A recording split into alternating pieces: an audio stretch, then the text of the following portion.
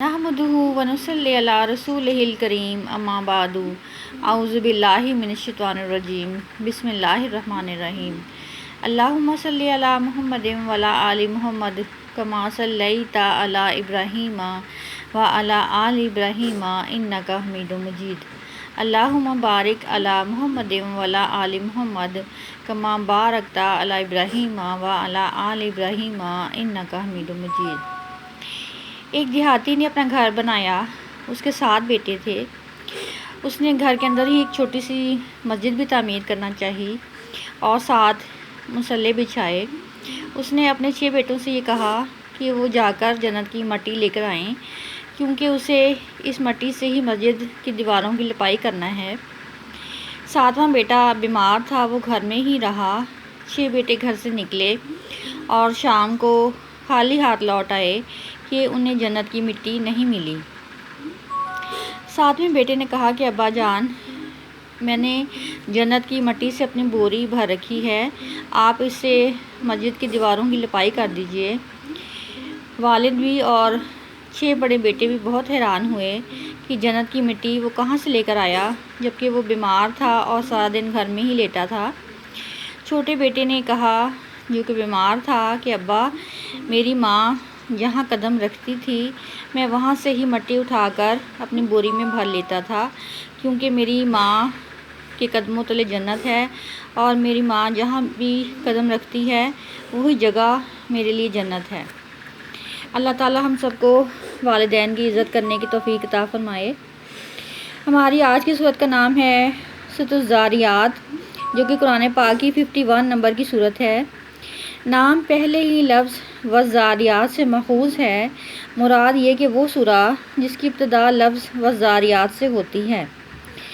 مضامین اور انداز بیان سے صاف محسوس ہوتا ہے کہ یہ سورت اس زمانے میں نازل ہوئی ہے جس میں کہ سورہ کاف نازل ہوئی تھی، جو کہ قرآن پاک کی 50 نمبر کی سورہ ہے۔ چنانچہ نبی پاک صلی اللہ علیہ وسلم کی دعوت تبلیغ کا مقابلہ چھوٹے اس وقت مشرکین کے ساتھ تھا، اور ظلم و ستم کی چکی ابھی زیادہ چلنا شروع نہ ہوئی تھی، بلکہ اس میں اعتدال تھا اور ابھی تبلیغ کا آغاز ہو چکا تھا۔ اس کا بڑا حصہ آخرت کے موضوع پر مشتمل ہے اور آخرت میں کیا واقعات پیش آئیں گے یہ بیان کیا گیا ہے۔ اس سورہ کے آخر میں توحید کی دعوت پیش کی گئی ہے۔ اس کے ساتھ لوگوں کو اس بات پر بھی متنبہ کیا گیا ہے کہ انبیاء کی بات نہ ماننا اور اپنے جاہلانہ تصورات پر اصرار کرنا خود انہی قوموں کے لیے تباہ کن ثابت ہوا ہے جنہوں نے کہ یہ روش اختیار کی ہے۔ چھوٹے چھوٹے مگر بامعنی فکروں میں جو بات بیان کی گئی ہے وہ یہ ہے کہ انسانی زندگی کے انجام کے بارے میں لوگوں کے متضاد عقیدے خود اس بات کا صریح ثبوت ہیں کہ ان میں سے کوئی عقیدہ بھی علم پر مبنی نہیں ہے، بلکہ قیاس کے ذریعے اپنی جگہ جو نظریہ قائم کر لیا اس کو وہ عقیدہ بنا کر بیٹھ گیا۔ کسی نے سمجھا کہ زندگی بعد از موت نہیں ہوگی، کسی نے مانا کہ تناسخ کی شکل میں ہوگی، کسی نے حیات اخروی اور جزا و سزا کو تسلیم کیا۔ جزائے اعمال سے بچنے کے لیے طرح طرح کے سہارے تجویز کر لیے گئے، اتنے بڑے اور اہم ترین بنیادی مسئلے پر جس کے بارے میں آدمی کی رائے غلط ہو جانا اس کی پوری زندگی کو غلط کر رکھ دیتا ہے اور ہمیشہ ہمیشہ کے لیے اس کے مستقبل کو برباد کر سکتا ہے۔ علم کے بغیر محض قیاس کی بنا پر کوئی عقیدہ بنا لینا ایک تباہ کن حماقت ہے۔ اس کی وجہ یہ ہے کہ آدمی ایک بہت بڑی غلط فہمی میں مبتلا ہو کر ساری عمر جاہلانہ غفلت میں گزار دے اور ایسی صورتحال سے دوچار ہونا پڑے جس کے لیے اس نے قطعاً تیاری نہیں کی۔ ایسے مسئلے کے بارے میں صحیح رائے قائم کرنے کا بس ایک ہی راستہ ہے، اور وہ یہ ہے کہ انسان کو آخرت کے متعلق جو علم خدا کی طرف سے اس کا نبی دے رہا ہے اس پر وہ سنجیدگی کے ساتھ غور کرے اور زمین و آسمان کے نظام اور خود اپنے وجود پر نگاہ ڈال کر کھلی آنکھوں سے دیکھے کہ کیا وہ اس علم کے صحیح ہونے کی شہادت پر ہر طرح سے موجود ہے یا نہیں، اس سلسلے میں کیا پیش رفت ہوئی، اور یہ کہ آسمان کی تخلیق، زمین کی تخلیق، زمین کی ساخت اور انسان خود اپنے نفس پر غور کرے اور دنیا کے تمام اشیاء کے جوڑوں کی شکل کو بنانے پر غور کرے۔ آخرت کی شہادت اس طرح سے پیش کی گئی ہے۔ انسانی تاریخ کے زمانے سے مثالیں دے کر بتایا گیا ہے کہ سلطنت کائنات کا مزاج کس طرح ایک قانون مکافات کا متقی نظر آتا ہے۔ اس کے بعد بڑے مختصر انداز میں توحید کی دعوت دیتے ہوئے فرمایا گیا ہے کہ تمہارے خالق نے تمہیں دوسروں کی بندگی کے لیے نہیں بلکہ اپنی بندگی کے لیے پیدا کیا ہے۔ وہ تمہارے بناوٹی معبودوں کی طرح نہیں ہے جو تم سے کہ رزق لیتے ہیں اور تمہاری مدد کے بغیر جن کی خدائی نہیں چل سکتی۔ وہ ایسا معبود ہے جو سب کا رزاق ہے، کسی سے رزق لینے کا محتاج نہیں، اور جس کی خدائی خود اس کے بلبوتے پر چل رہی ہے۔ انبیاء کا مقابلہ بھی کیا گیا کسی مضبوط بنیاد پر نہیں بلکہ اسے ضد، ہٹ درمی اور جاہلانہ سوچ کی بنیاد پر کیا گیا ہے جو آج محمد مصطفیٰ صلی اللہ علیہ وسلم کے ساتھ برتی جا رہی ہے، اور اس کا محرک سرکشی کے سوا اور کوئی چیز نہیں۔ محمد مصطفیٰ صلی اللہ علیہ وسلم کو ہدایت فرمائی گئی ہے کہ ان سرکشیوں کی طرف دھیان نہ دیں بلکہ اپنی دعوت تبلیغ کا کام کیے جائیں، چونکہ وہ ان لوگوں کے ساتھ چاہے نافع ہوں یا نہ ہوں مگر ایمان لانے والوں کے لیے نافع ہیں۔ رہے وہ ظالم جو کہ اپنی سرکشی پر اڑے ہوئے ہیں تو ان سے پہلے اس روش پر چلنے والے اپنے حصے کا عذاب چکھ چکے ہیں اور ان کے حصے کا عذاب تیار ہے۔ سورۃ الذاریات کی تفصیل کچھ اس طرح سے ہے کہ اس کا 51 نمبر ہے، تدوین کے اعتبار سے، اور نزول کے اعتبار سے اس کا 67 نمبر ہے۔ مکی صورت ہے، اس کی 60 آیات ہیں۔ ذاریات کا مطلب ہے بادلوں کو اٹھانے والی اور لے جانے والی ہوائیں۔ اس کی قسم کھائی ہے۔ اس میں اللہ تعالیٰ نے ایک وعدہ اعظم کا ذکر کیا ہے۔ دنیا میں انسان چھوٹے بڑے وعدے کرتا ہے اس لیے کہ دنیا قائم ہی وعدہ وعید پر ہے، اسی پر ہی سارا نظام چلتا ہے۔ خود اللہ تعالیٰ نے بھی انسان کے ساتھ وعدے کر رکھے ہیں، لیکن اس سورہ میں جس وعدے کا ذکر ہے وہ وعدہ اعظم کا ذکر ہے کہ یہ وعدہ ہو کر رہے گا، کچھ بھی ہو یہ وعدہ ہو کر رہے گا۔ اگر یہ یقین ہو جائے تو دنیا کے چھوٹے بڑے وعدے پورے کرنے آسان ہو جاتے ہیں۔ یہاں وعدے توڑنا سے مراد اس لیے ہے کہ پوچھنے والا کون ہے۔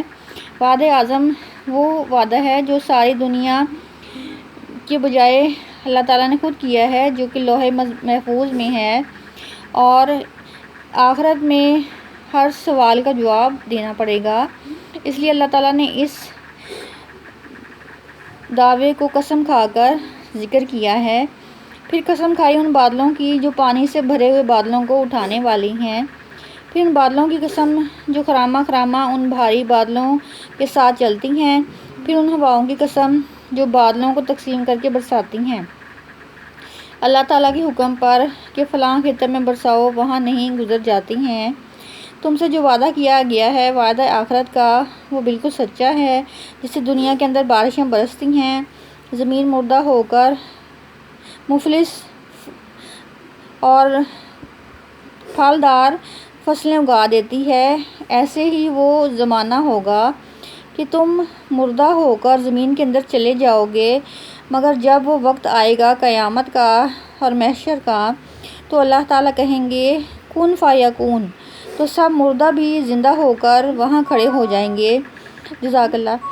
اور جس نے زمین سے فصلیں زندہ کر کے نکالیں تو ایسے ہی وہ تمہیں مرنے کے بعد زندہ کر کے کھڑا کرے گا۔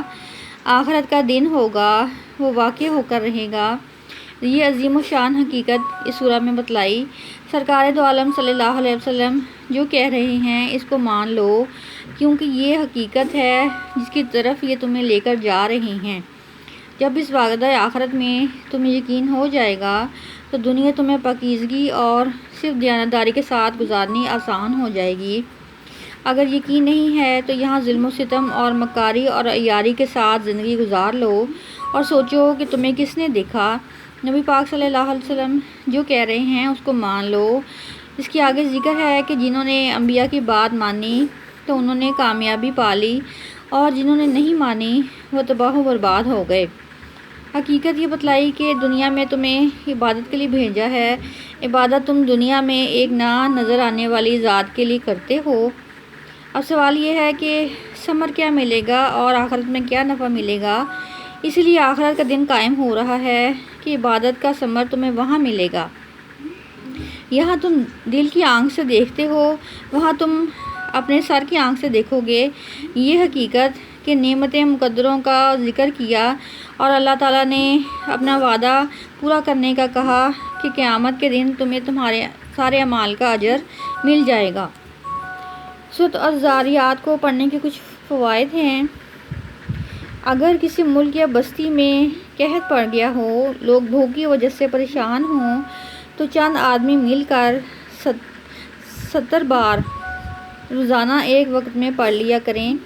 جب تک قحط ختم نہیں ہوتا پڑھتے رہیں، غلہ کی فراوانی ہو جائے گی۔ عصر کے وقت اگر پڑھا ہے تو دوسرے دن بھی عصر کے وقت ہی پڑھیں اور ایک وقت مقرر کر لیجئے۔ سورۃ الذاریات کو پڑھنے کا دوسرا فائدہ یہ ہے کہ جس شخص کو رزق کی تنگی ہو تو وہ 75 دفعہ پڑھے، رزق کی فراوانی اور تنگ دستی جاتی رہے گی۔ اگر حاملہ کے گلے میں اسے درد ذرا سے بچنے کے لیے اسے باندھ دیا جائے تو درد نہ ہوگا اور تکلیف نہ ہوگی۔ سورۃ الذاریات کو پڑھنے کا تیسرا فائدہ یہ ہے کہ اگر کوئی بیمار ہو تو اس کی صحت مندی کے لیے اس کے پاس بیٹھ کر پڑھ سکتے ہیں۔ انشاءاللہ اس کی برکت سے بیمار جلد صحت مند ہو جائے گا۔ وآخر دعوانا ان الحمدللہ رب العالمین۔